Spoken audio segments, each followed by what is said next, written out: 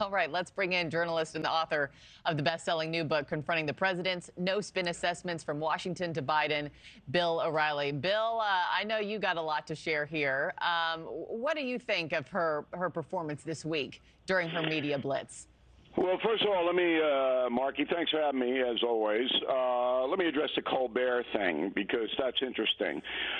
So I've tangled with Colbert over the years, and he's an ardent liberal. And he's beyond what most show business people are. For example, his mentor, Jon Stewart, is very liberal, but Stewart will have a conversation with people who are not liberal, and he'll poke fun at everybody, not Colbert. He is a real hardcore guy.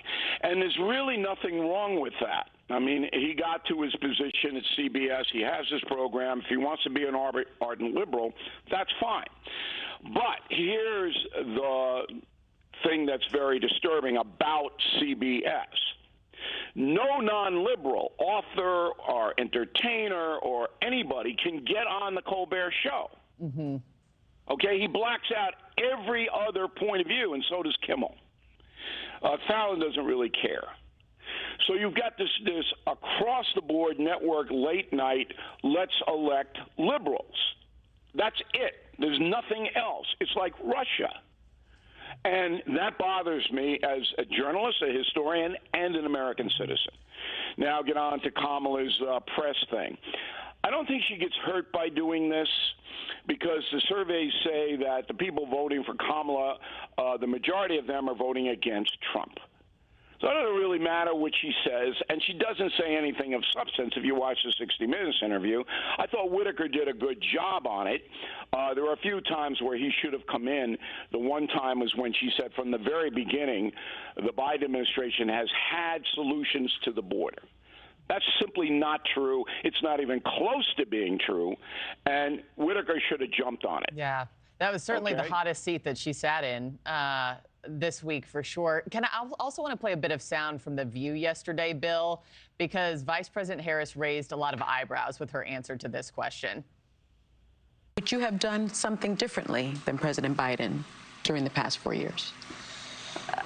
There is not a thing that comes to mind in terms of, and I've been a part of most of the decisions that have had impact. Bill, as you know, Republicans already seizing on that moment. How big of a misstep was that for her, you think? Well, number one, I'm glad she finally told the truth about something, that she doesn't disagree and wouldn't have done anything differently than President Biden. So out of a propagandistic display, which is The View, I think I broke the record for being on The View, by the way, for non-liberal. But that was when Barbara Walters was alive, and that program was a legitimate program. Now it's a propaganda fest for the left.